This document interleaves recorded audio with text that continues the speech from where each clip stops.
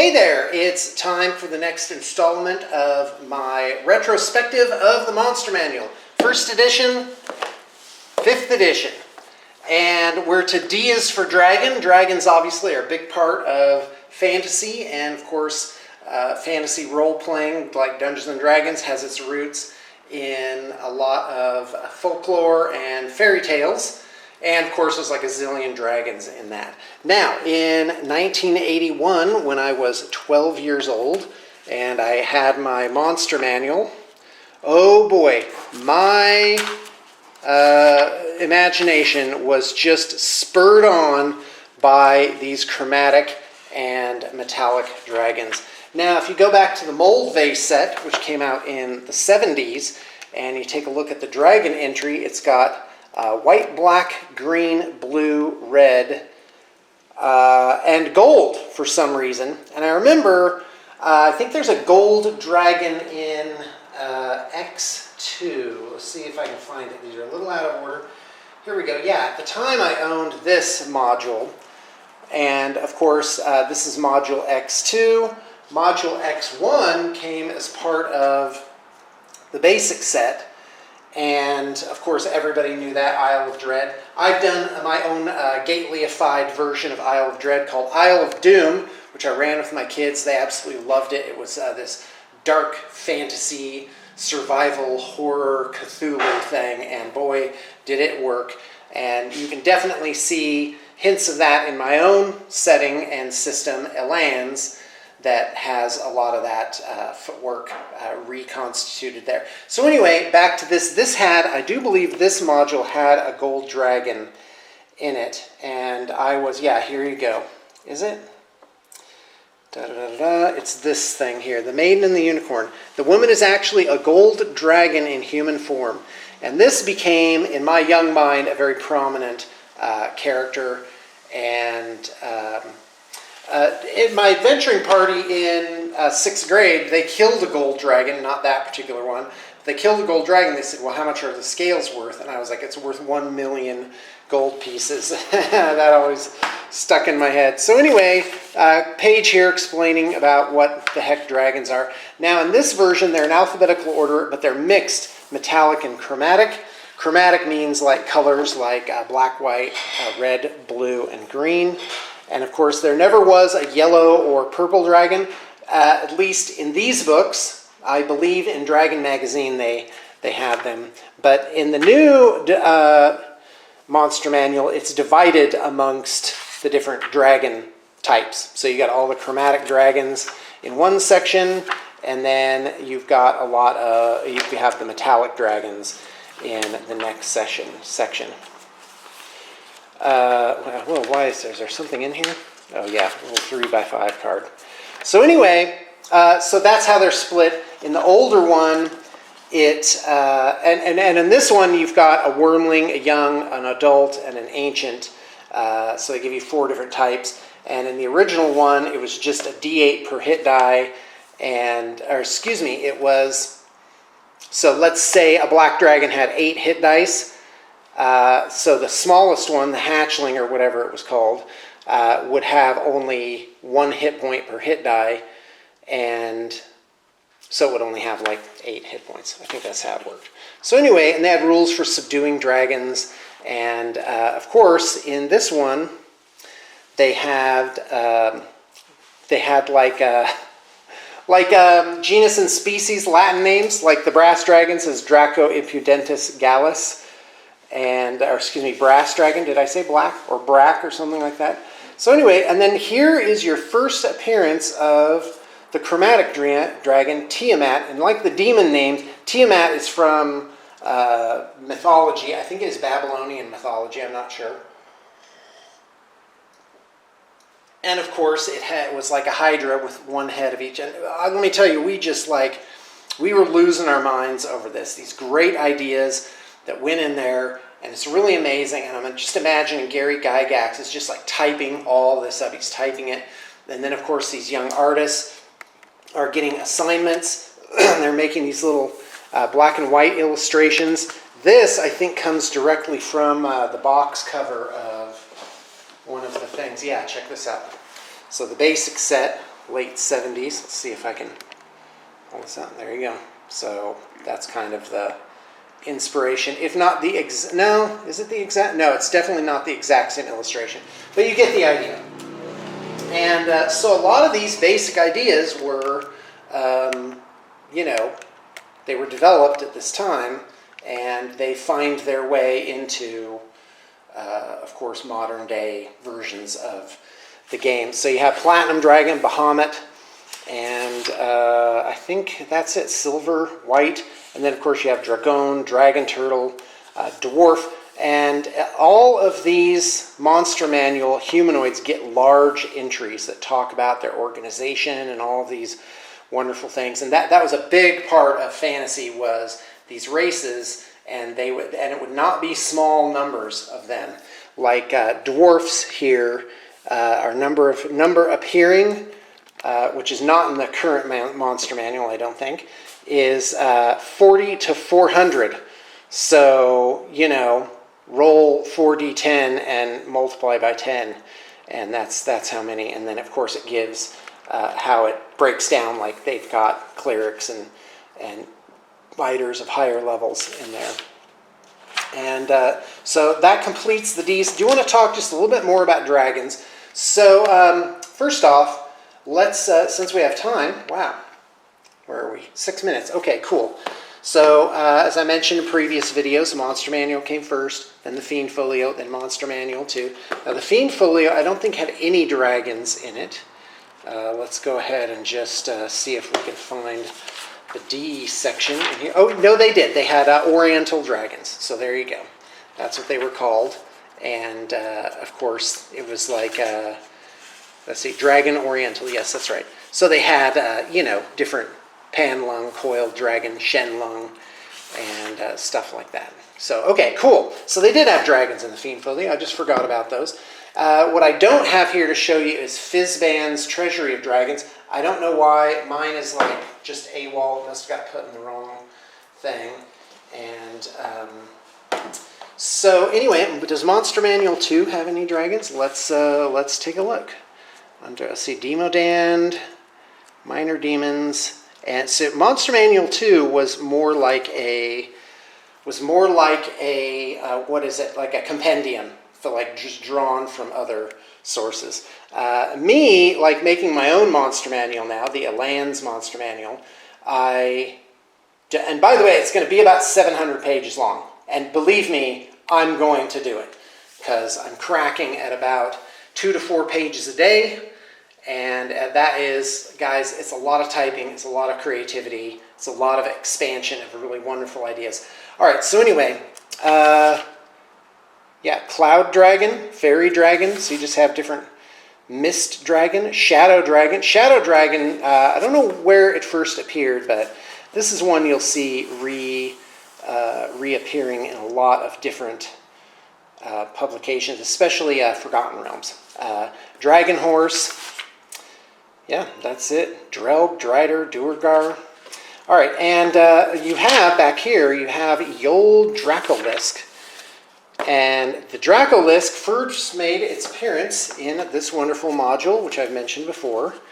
And it's actually in one of the encounter areas. Look at this spectacular art here. That is just so evocative. The art in this module is just absolutely insane. Oh my gosh, oh, it's so inventive and so cool. I just wanna roll around in it. All right, where else? All right, let's continue. Now, I do believe this is 3rd edition Fairy. Yes, some of you are like, yeah, we recognize that. We know what that is. This is Draconomicon, Book of Dragons, and this came out, I'm gonna say 90s. I remember buying this the first time, and they don't make it anymore, obviously. November 2003. Okay, my bad. So 2003, yeah, I was playing a lot of D&D right about then. So this book is absolutely exquisite. It's sort of fixed the modern aesthetic for the different colors of dragons. And this is a must-have, guys. The art is so incredible. It's thick. Like, look at how thick the print is here. And the print has actually gotten, like, Just look at the two side by side. It's gotten thinner and thinner with every edition. And so anyway, this is hard to find. I think it's like 80 to 120 bucks to get a copy of it. They're super rare. I love it. One of my sons had this book and he just like read it again and again and again and again.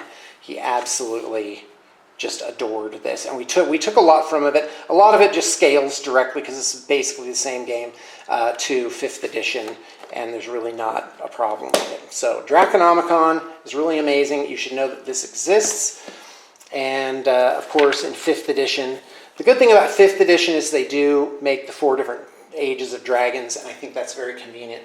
And of course a lot of really, really, really spectacular art. I mean, absolutely amazing. I mean, I guess all these videos could be considered like a review. So I just wanted to go through some of the, like where all this came from. So Duergar, guys, I gotta tell you, I don't know where they're from. Dryads are obviously from mythology. Dreiders came in Q1, I think it is. I'm not sure, actually. In one of these types of modules, they have Dreiders that appear, and it explains, what it is, where they come from.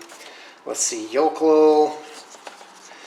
And by the way, I have a really cool blog page. Oh yeah, there it is. There's where the Dreider's from, Q1.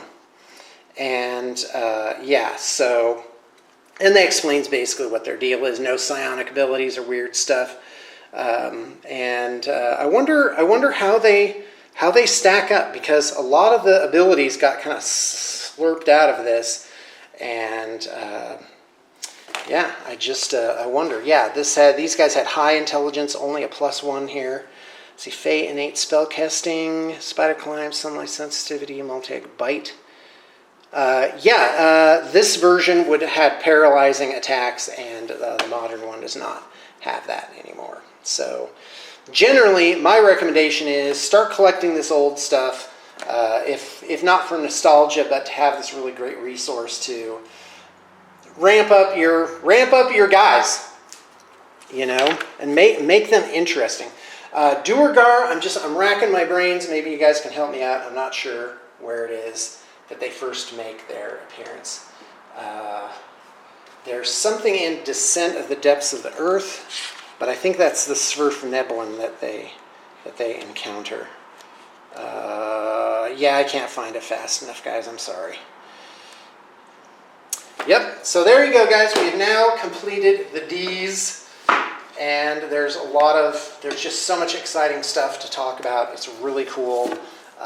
We've got just a little bit of time here. I'm going to grab the old Fiend Folio and look at the monsters that were in here.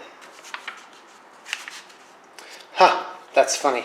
This is owned by Mike Clark, and the signature is E = MC squared. Get it? MC is Mike Clark. All right, well, whatever. All right, so the Fiend Folio is absolutely amazing. It's the best out of the 3 by far. So much imagination in here. And like I said, most of these things didn't make it into modern versions. But some of them do, like Darkstalker, Dark Creeper. These get sort of glommed into, and I don't know which one it's in. I think it's in Mordenkainen's Tome of Foes, but they're like shadow people and stuff like that. Death Dog. Death Dogs are awesome. I actually had one in a recent campaign of mine. Death Knight. But none of these really became icons. For Demon, you only have the Loth. And of course, for whatever, I don't know how she ended up in this one, but there you go. There's some versions online that are really incredibly well made, and they make her basically into a real goddess for 5th edition.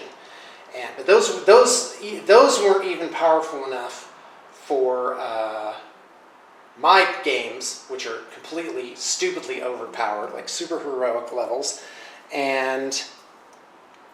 But I made my own version of Loth, and I think I'm going to put that pretty soon on my whatever it is. Oh my God, I can do it. My blog is called overpowereddm.blogspot.com. blogspot.com. It's just on a regular blogspot.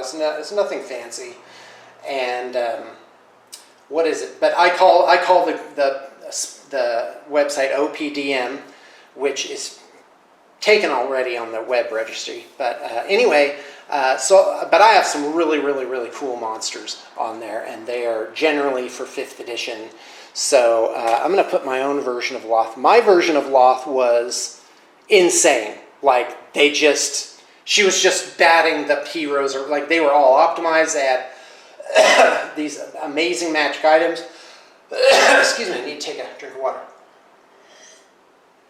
But she was like insanely powerful. So she has unlimited spells, and she has 8 actions, 8 bonus actions, 8 reactions, and 8 legendary actions every turn. So she's a beast, and there's no limit to her spell casting. So she can literally just do 9th level spells, 9th and 8th level spells over and over and over again, and just pummel the party with them. And she has an artifact that allows her to do it as a bonus action too. She can't use spells as legendary actions. By the way, this is my version of Loth. It's only 16 spells a turn. Now you might say, well, why doesn't she just do a bunch of wishes and wish the party out of existence? The answer is she kind of can, but she does have a limit because of her whatever it is nature, her chaotic nature. She will only cast one type of spell once per turn. So she doesn't do the same thing over and over and over again and just pummel somebody out of existence. And that's just kind of her deal. The arrogant, likes to toy with people. And so, like, she wished the players to have hit points. I don't allow wishes to just kill somebody outright. And then she wished again for them to be back at full hit points. And, just to, like, beat them down again. And that's when they retreated, and then they went on some other adventures to get certain artifacts and stuff like that. Anyway, I don't know why I'm talking about this. This is supposed to be about the thing. So there's only, and in the Fiend Folio, there's only one devil, and there's Denzalian, which is between the two. Usually there's nothing between demons and devils. So Devil Dog, wait, why is Devil Dog over here too? Death Dog versus Devil Dog. They both have, oh yeah, Devil Dog is different. Interesting. Now Disenchanter is a super cool creature, and what it does is it basically slurps out magic. It's like a rust monster for magic items. It slurps out the magic of magic items. Of course, that's very depressing for characters. They do not like this creature. It's not a lot of fun. You're going to get a lot of complaints. So in my version, what I did is I made it where it simply broke the attunement bond. So, and they got energy from that. And so your item, you couldn't use it all of a sudden because it had become unattuned from you. And that's much more reasonable. Also a bit of a pain and interesting, and makes the creature interesting as well. All right, we're back to these Oriental dragons. And that's it. All right, well, guys, I hope you're enjoying this series, that you're getting something out of it. I think at the very end, I'm going to make one giant video that's going to be like 5 hours long that goes through the entire monster manual. That's insane. So, guys, we're on to the E's for next time. We'll probably do EFG. Ooh, giants. Yeah, it's going to be a tough one. We'll see if we can do it. All right, thanks for tuning in.